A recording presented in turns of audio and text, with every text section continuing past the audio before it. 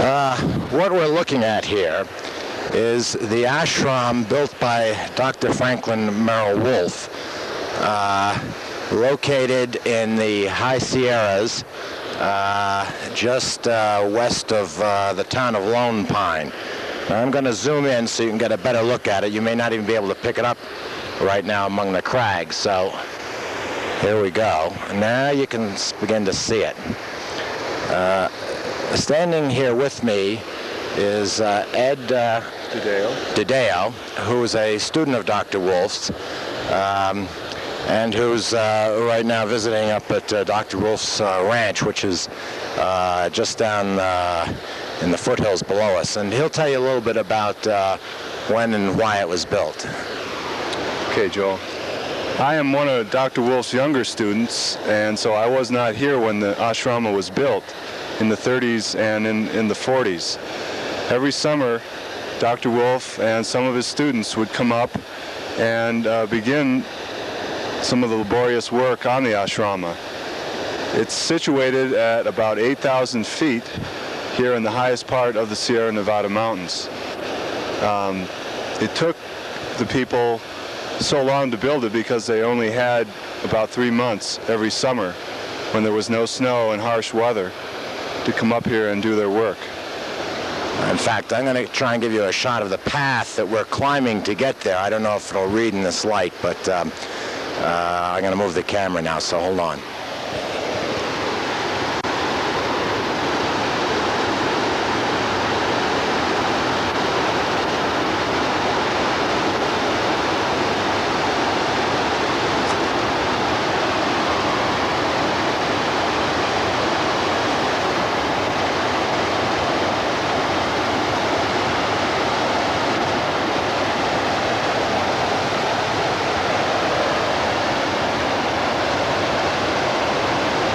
I don't know if you can make that path out because of the shadows, but anyway, this is the kind of terrain we're climbing, and we're going to go on up there and we'll talk some more.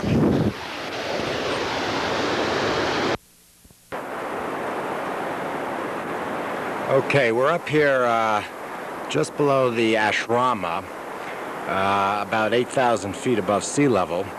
And I've asked Ed to retrace the trail which we've been taking, which at times is pretty steep, so you can get an idea of it, and also the steps leading up to the actual structure.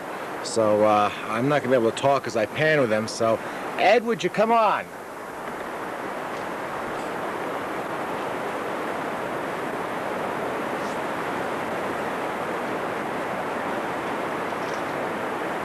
This is Ed now. As I say, I don't want to fool you, he's retracing our steps. I'm also trying to follow focus to see how successful I am. These are the steps, the actual rock steps that were blasted out of the mountain along with the ashrama, which you now can see there. I hope that's focused right. Right against the Sierras. All stone and mortar. And we'll be moving up there right about now when we lock in.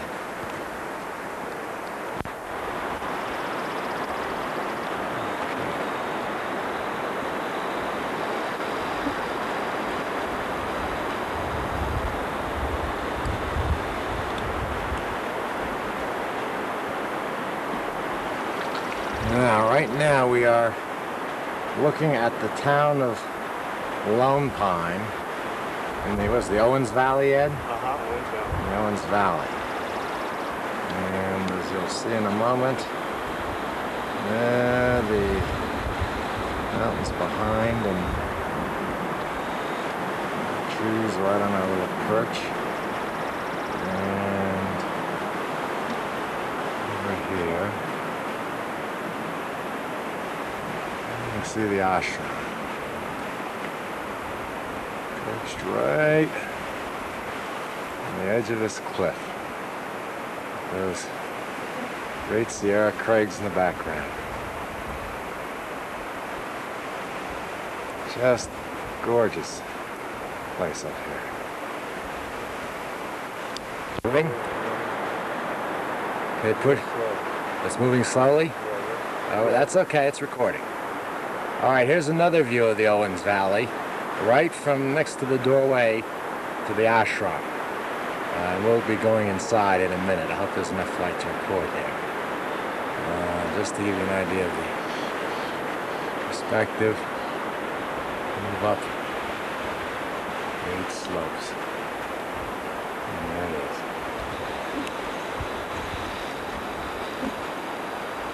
Deserted now. We'll run down.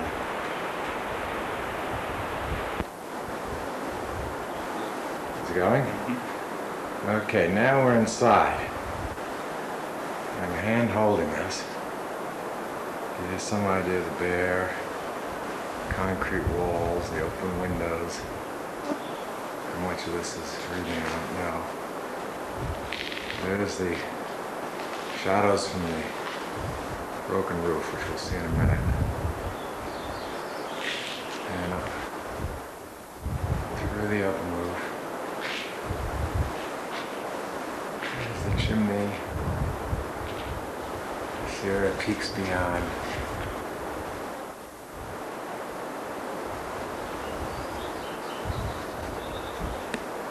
And the fireplace. Must have kept a lot of people warm. Cold fall nights up here. And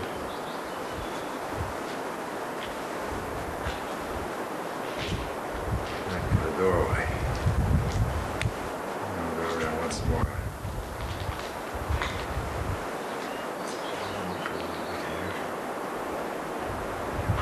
Down mattress. Ceilings. Let's take a look at this. If we can read this. Do you know, Ed, if Dr. Wolfe carved this? No, he didn't. He didn't carve the inscription. I don't know if we're going to be able to read the inscription. Some unknown traveler did it. Would you read the inscription? Because we probably can't read it here. Okay, it says, Father, into thy eternal wisdom, all creative love and infinite power, direct my thoughts, give my devotion, and manifest my energy, that I may know, love, and serve thee.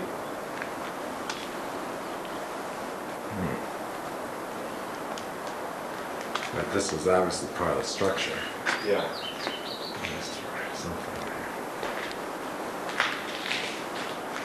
There's another view of the fireplace. Ashram for this part. And we'll end here. We'll view out this window.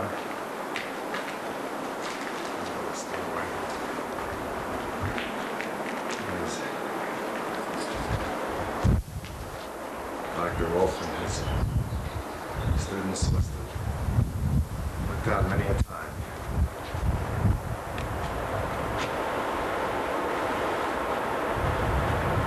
That's basically a tour of the ashram.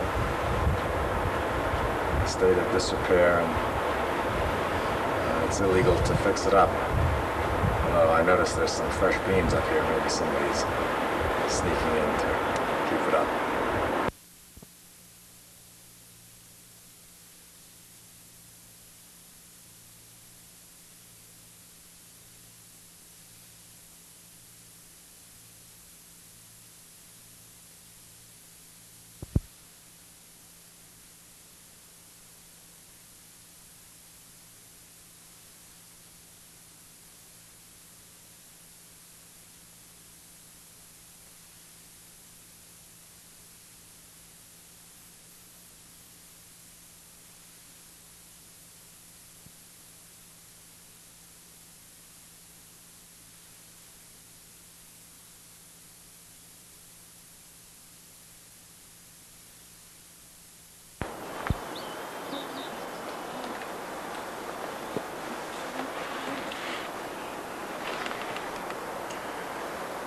All right, here's a shot of the rear entrance to the ashram.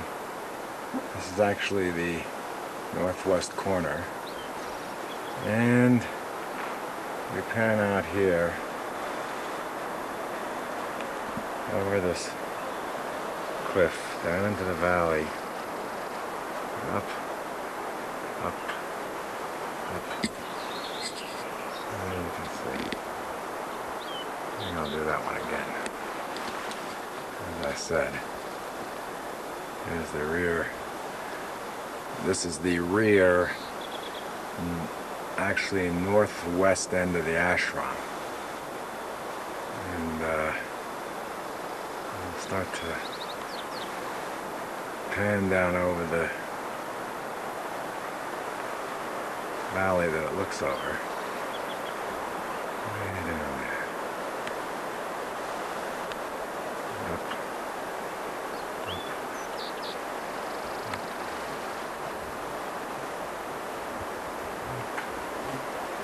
Those great, majestic peaks.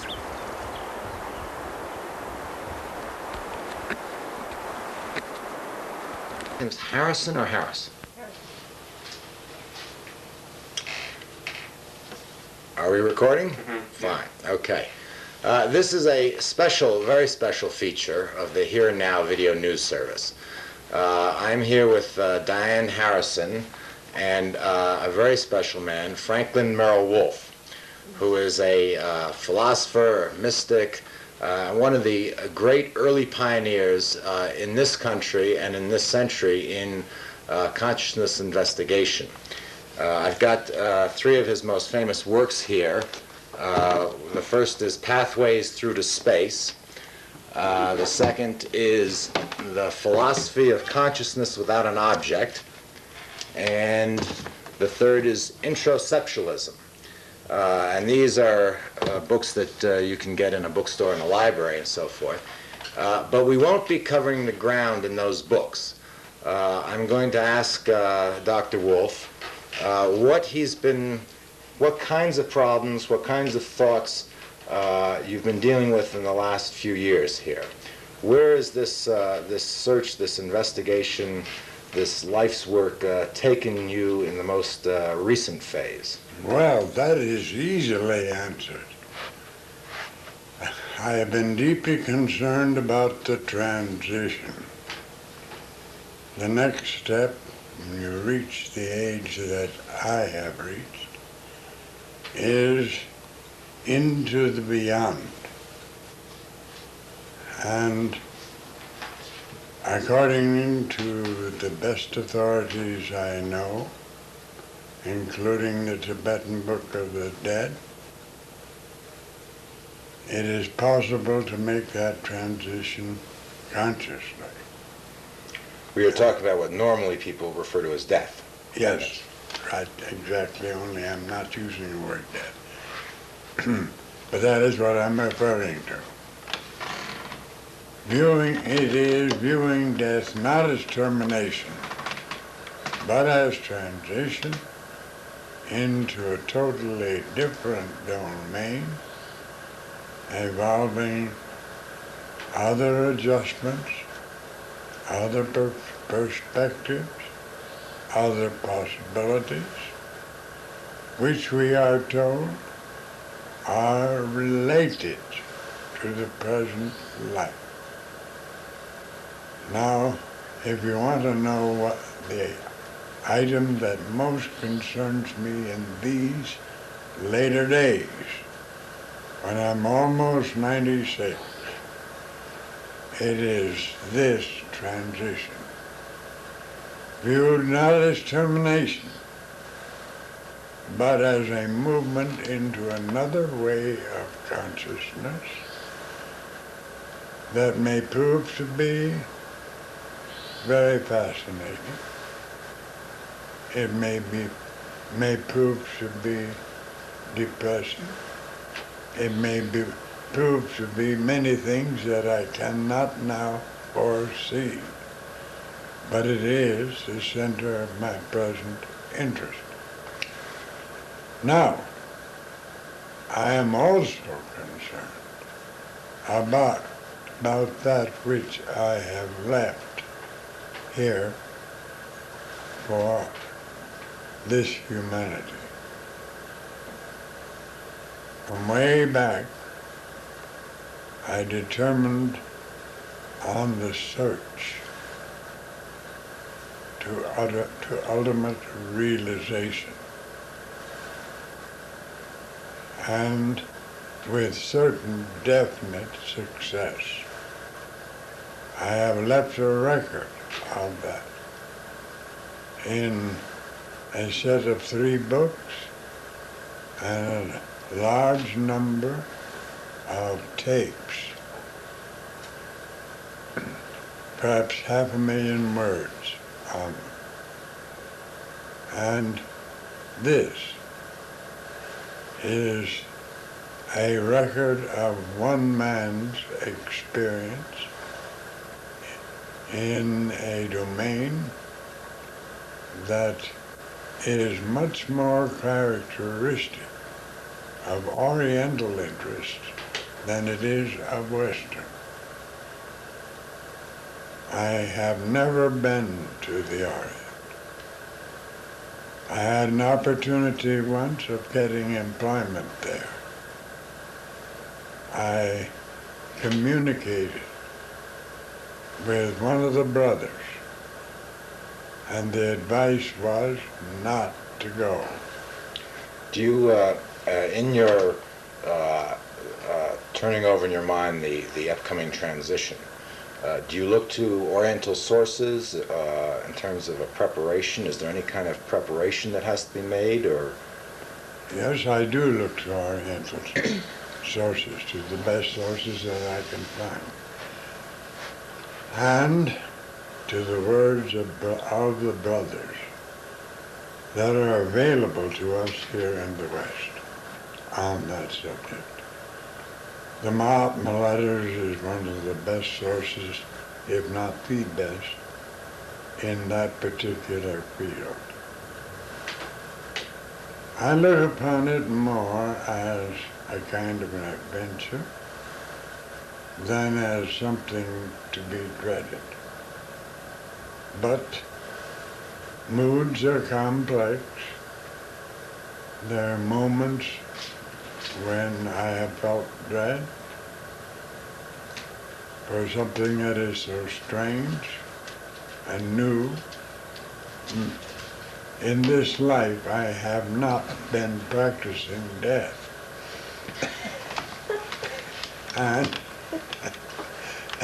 so it is something of a strange adventure. Well, now, most people would not characterize it that way. I think most people live in mortal fear of death. What is it? I don't feel afraid of it. I feel that there are some elements that may be dreaded, but I'm much more excited by an adventure. Mm-hmm.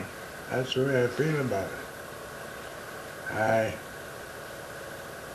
I have hopes of making the transition consciously. The best literature we have on the subject indicates that a conscious transition is possible. And that is what I intend to try for. In most cases, it is said to involve a swoon, with a becoming conscious later. Mm-hmm. But I hope to do it consciously. I had recent contact with a Tibetan Rinpoche, and he said that when I start on that journey, he'll come along and be a companion with me, for which I'm quite grateful. You may not know what a word in Rinpoche means. No, I think most of us don't. But it means a person of some ability, character, and familiarity with the deeper mysteries. Mm-hmm. Yes. And I look forward to it.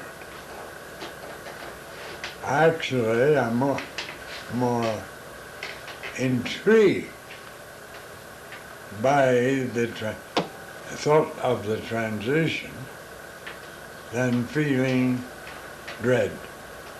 I won't deny that there is a dread of uncertainties, but it is not a major consideration. It is rather an adventure. Mm-hmm. Well, now you had another great adventure in your life on August 7th, 1936, Right. in which you had a kind of illumination that's rarely experienced.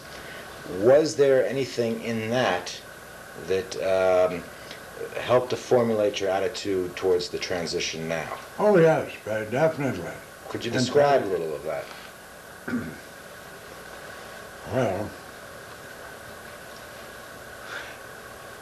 I had been reading in Paul Deusson's System of the Vedanta, the section dealing with liberation. I completed it. I was outdoors in the backyard of our house. I went over to a porch swing to meditate upon that which I had read. Then the thought came to me, there is nothing to be attained. And at that moment, I gave up the search. But also at that moment, it was as though the heavens opened and a wealth of wisdom and understanding and delight descended beyond my capacity to assimilate. It was utterly glorious experience of most unexpected richness, filled with delight. I dwelt in it for a season, and then I found I could withdraw. And I did so. And I found that the body had been put under a severe strain, that there was a subtle fatigue through that body. The result was that when I entered the state again and I found I could do so at will, I did so at a lower level of intensity and repeated that reduction of intensity until the organism was no longer under the sense of strain when I came out from the state. But then I was disgusted because the state was so much reduced. Now it is said, I have been told this, that there are realizations known in India that cause death in 3 days. I can well believe it, for if I'd ever let myself go fully into the state with the knowledge of the strain it put upon the physical body, it might very well have resulted in death at that time. It'd been perfectly satisfactory with me so far as that was concerned. Only I felt that I had a work to do. So I held it down. But death had lost its sting in that experience. Oh, yes, goodness. I'd have welcomed it. Uh-huh. So part of your attitude now towards the transition. He's colored by that. Right. It is colored by that. No. Basically, I don't dread it. There are parts of me that do. A while back, I had an experience of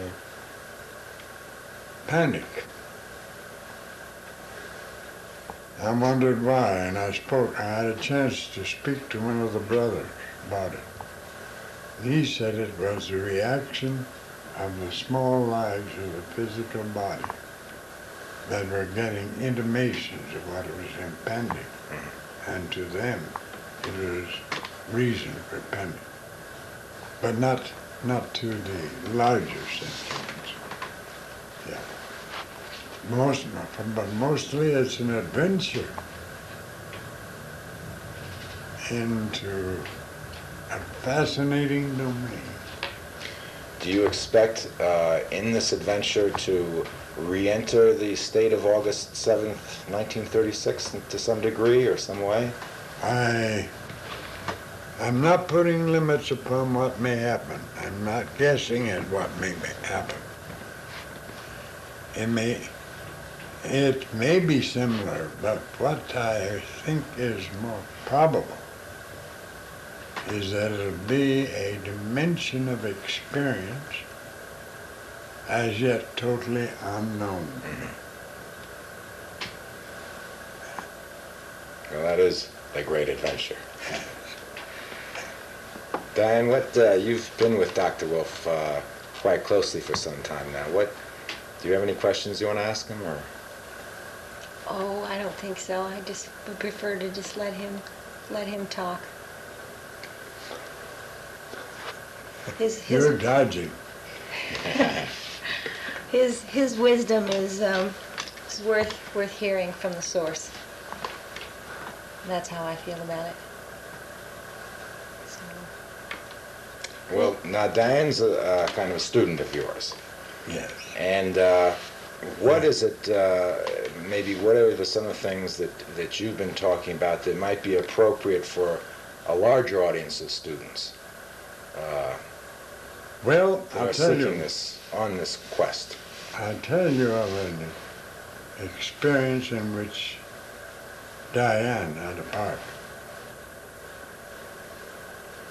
One thing I have noticed over the years, ever since 1936, is that when I was before an audience, the audience would often go into states, sometimes involving delight, very commonly involving an experience of heat, which we called psychophysical heat. People pulled off their coats. They'd get red in the face. And they had, to some extent, experiences of delight along with it, and were always interested. This was totally new to any expectation on my part, but it happened so frequently that I became interested in it. It has always been spontaneous. I hadn't thought of anything of the kind happening, yet it happened. So once I asked myself, can I do this deliberately, with deliberate intent on a certain occasion to produce an induction, as we called it? So I had an audience, and I proceeded to do so, to give a statement purely extemporaneously with the intent of arousing an induction deliberately on that occasion. The effort was successful. We had many inductions. Now an induction I may have to describe. It is a mystic or mystic-like state in which one has an experience of the mystical delight in greater or lesser degree. Along with perhaps other contents of consciousness that would vary with the individual. In this case, I aimed at that deliberately from the beginning. It had always been spontaneous. This instance would have been deliberate. Well, it worked. I had the largest part of the whole audience in the, well, you might call it the mystic state. A state that is delightful and definitely of the mystical order. Now, I knew from experience, and also one of the other students, experienced persons who was present, knew that in that state an individual was totally unfit to drive an automobile. You're not objective enough. So I said, everyone who drives an automobile must come out of this state before you touch the car. And to know whether you come out, appear before a certain person and get her okay. Well, we found that several who were driving automobiles were in such a state. And it was not at all easy to induce them to come out of it. It was a little like taking candy away from a child. They didn't want to come out. They didn't want to in the least. We had to work at times with them. Well, I had a redoing. I had a record of that particular tape. I redid it here a little while ago.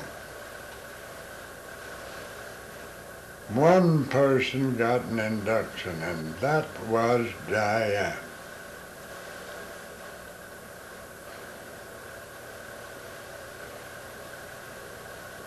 That meant that I had to give her attention, for here was a potential.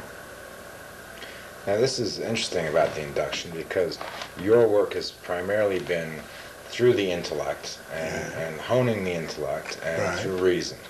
But it would seem that induction is a process that's somehow a different channel. It goes more directly. Yes, it's not primarily an ideation of content that you're concerned with. It's a state of consciousness, you see. A state in which you can detect elements of luminosity, of delight, of another order of awareness, not conceptual at all, that belongs, you would say in the strictest sense of the term, to the level of spiritual experience.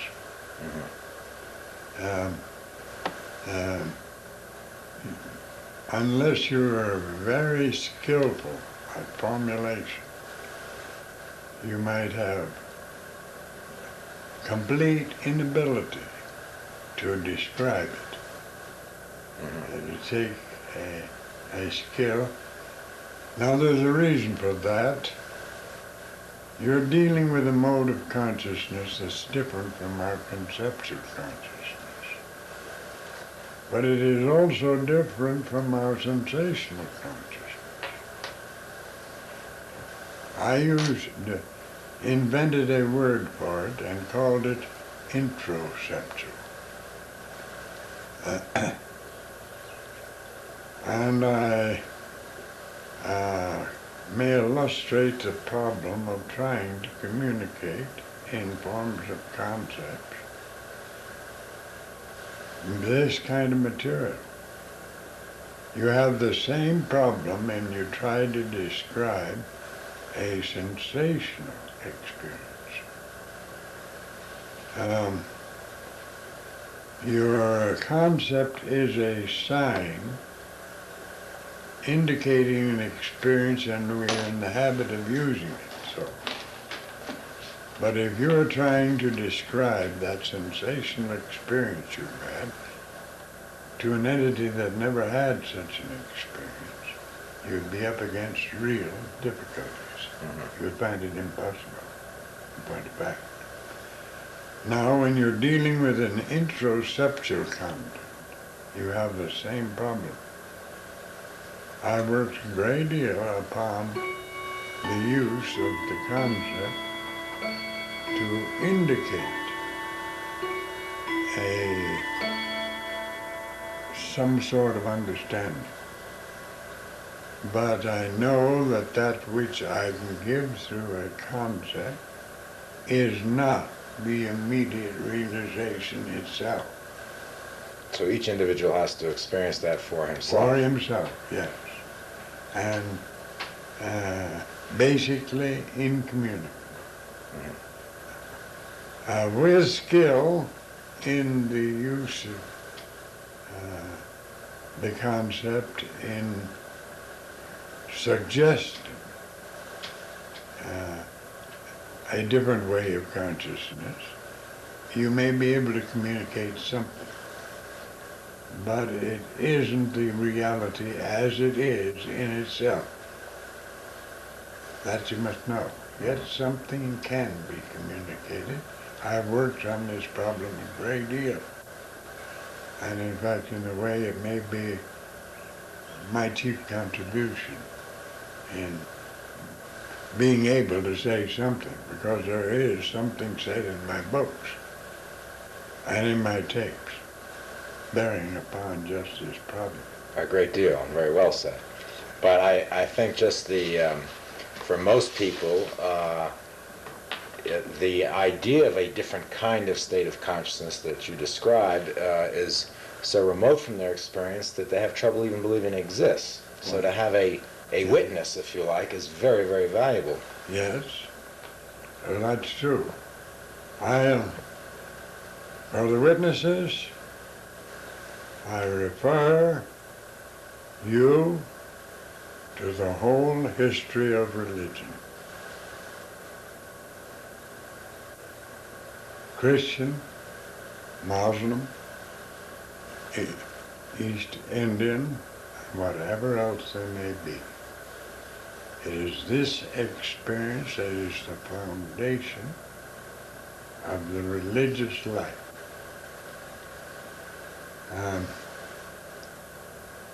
But you'll find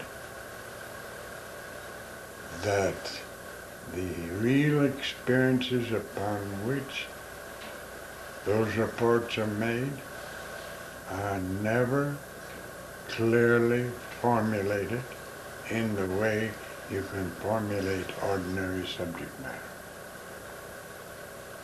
By their nature? By their very nature.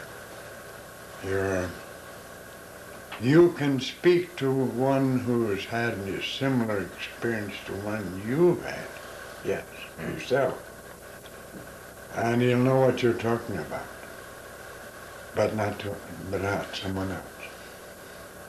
The effort to try to communicate to someone else is one that I have tried. I never cease trying, suggesting, but it calls for art, and it's never adequately laid down. There's only one way to know when you're dealing with that order of experience which really belongs to the field of religion, and that's to have the immediate experience yourself. Okay, let me ask the question that is on everybody's mind is how do you get it? And I think that's the, at every level, short of having the experience, that's what, people are after. Well, sometimes it comes out of the life. There are those individuals who have aspired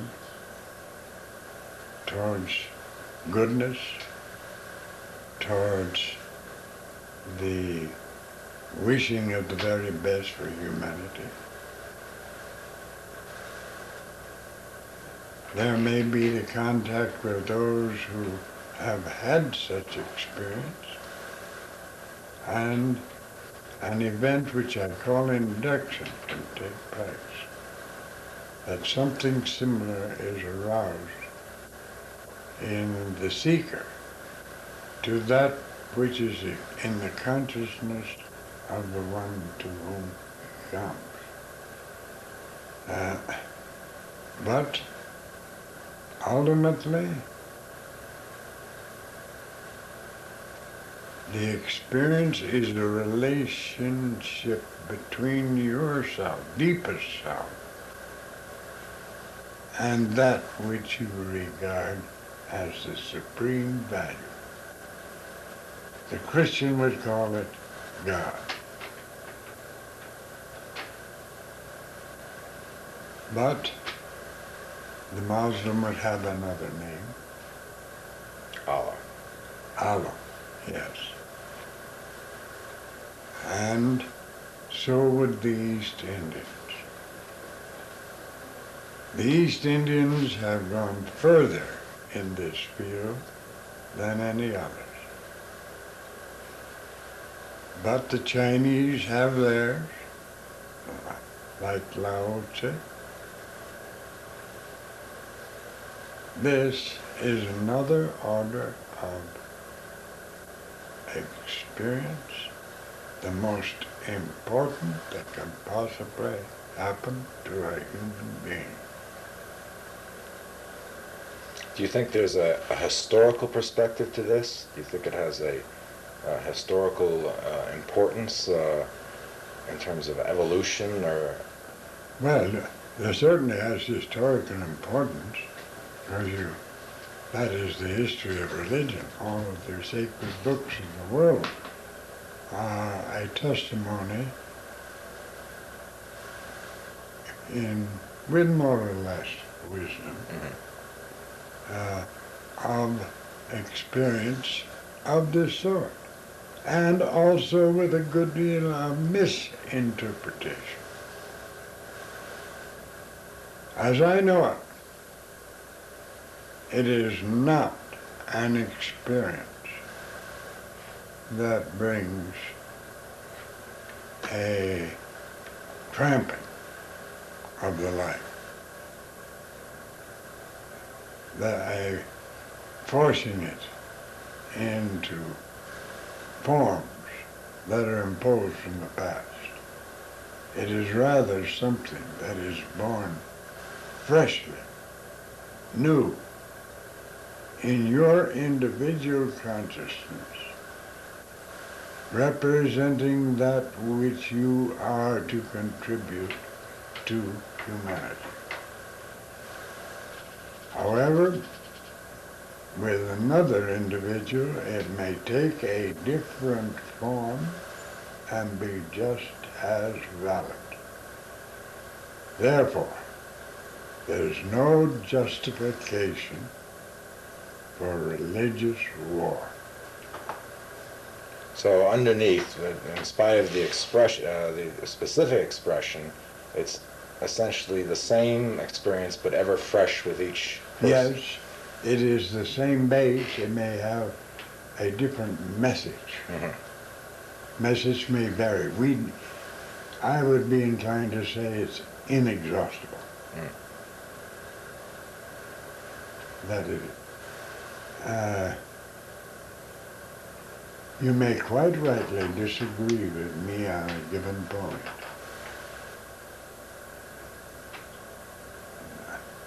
I wouldn't hold it against you. Good. I don't disagree, but I don't have the same basis yet. But in terms of the experience for the individual is obviously transforming and very rich. But do you see any a broader point of view in terms of the evolution of mankind as a race, as a... Oh yes, as a public, as a general influence, yes. In fact, the history of religion has shown that to be a fact. Oh yes, the hope of humanity lies in the awakening of the true religious sense, I would say. Mm-hmm. And that doesn't mean a repetition of one particular dogma. Let me emphasize that most emphatically. You have a many-sided truth, and dogmatic restriction has done untold damage to the religious purpose. Yes, I would say it has even made religion at times a curse instead of a blessing. It is a message of liberation, not of constriction as I know it. So its potential is for the liberation of man as a whole, not just an individual... Right, for man as a whole. What about, would you speak a little about the idea of renouncing personal everlasting bliss and service in favor of service, the Buddhist idea, and the one that you yourself, the road you yourself took? Yes, I think it's valid. I'll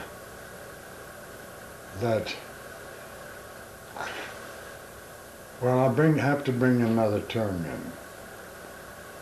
That is nirvanic withdrawal. What becomes possible is a condition of nirvanic withdrawal into which one would no longer know any of the evil or suffering of this humanity, but one would know bliss, undying bliss, selfishly. You once told me you called it a spiritual hedonism. That's right. That is right. It is possible to renounce that experience for the purpose of rendering this value available to others as widely as possible. And therefore, one who could depart from the experiences of this world, which are bitter in many respects, may refuse to do so in order to render the release of humanity more possible, rather than his own private release. Mm-hmm. Yes, that's one thing that one can do. It's what I would recommend the sadhaka to do. Mm-hmm. Okay, since we're a little different than most services, we get to look at the time here on camera. We are running a little long here, so let me ask you a final question, and let me conjure up for you someone who's just starting on this path, who has really all the confusions, just a glimmer of this as being possible. What are some first steps they might take? What some direction, some advice? Well, I've found the appropriate literature a great help. Mm-hmm. And there is such literature. I don't mean the dogmatics. I mean the more philosophic statements that you do run into. And such literature is available, and that I have found a big help to myself and I would recommend it. Of course, if you were fortunate enough to come under the influence of an Illuminati, that'd be an additional help. That's a teacher, someone who has had the experience. Right, right. An Illuminati is a teacher in the spiritual sense. Mm-hmm. Yes, that'd be a help. Are there any particular disciplines or practices? Yes, I recommend the most honorable kind of life that you can live.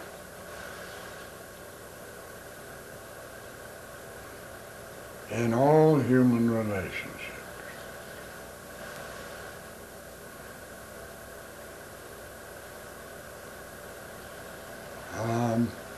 To cultivate the attitude that the end is the triumph of good. Not my good, but good as such. I think that's a perfect ending. Thank you very much, Dr. Wolfe. Thank you, Diane. Well, that's it. You can cut off the machine. If you just sit tight now for a minute.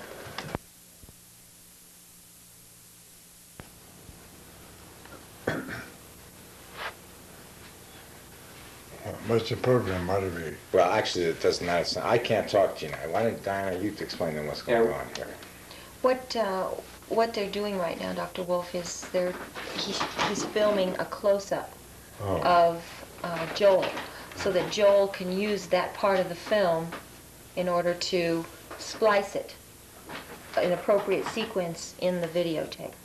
And so all he's doing right now is just being filmed. And then they'll film a distance, and then they'll film a close-up. And You're not going to have me talk more, or are you? No.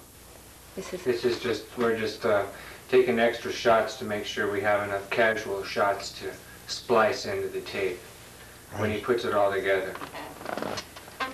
This is technical stuff. That's right. this is technical stuff. That's right. Okay. But I guess we can talk about something. Okay, that's good. That's good enough for me. Now, can you shut it off? Was it recording? Yeah. Okay.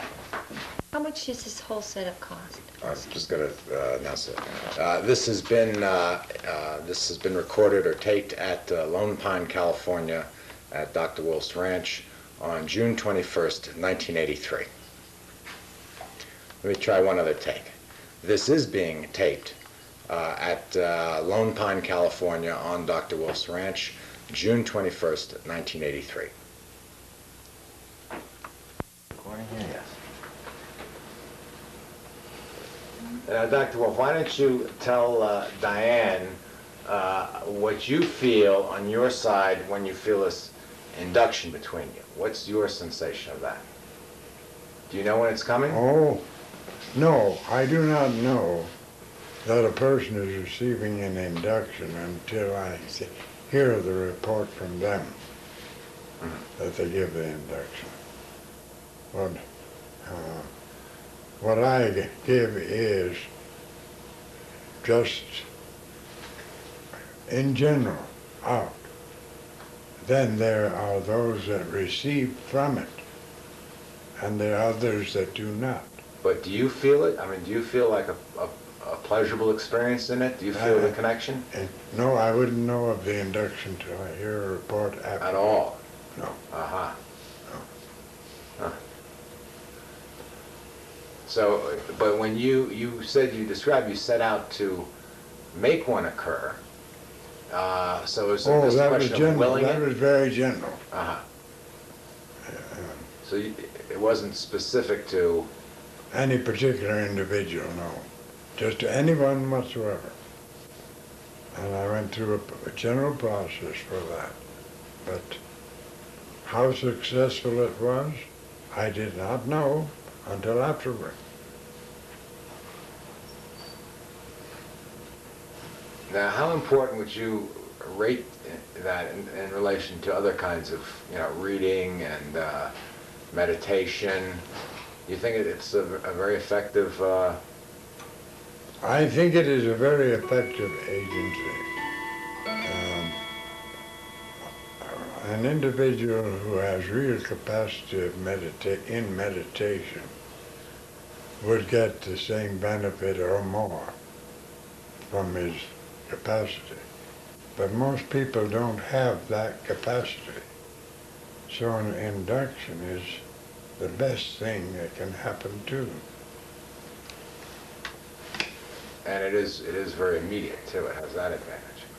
It's very what? Immediate. Yes, it's very immediate. Okay, good. Now, John, I mean, is it a feeling or a physical sensation? It's something pretty subtle.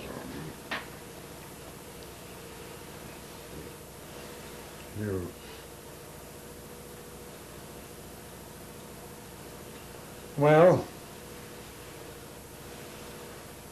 how can you tell when a person is in a state of love? I don't know. All right.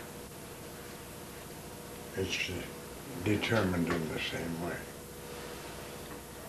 It's like experiencing being in love, although it's a different subject matter altogether. You know it by that essentially the same method.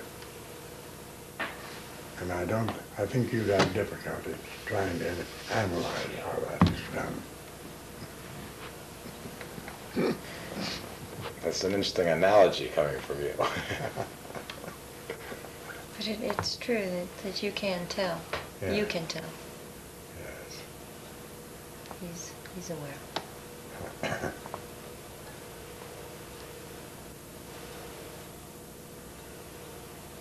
But it is difficult to point to. I mean, when you were discussing it earlier, I was thinking to myself at the time that it really is indescribable. You can speak to it. Yeah. You can speak to the edges of the experience, Yes. but you can't describe the experience Not itself. the immediate experience any more than you can describe the state of being in love. That's right. And so I think that's the best analogy. Sounds like a good one. I think I'll go.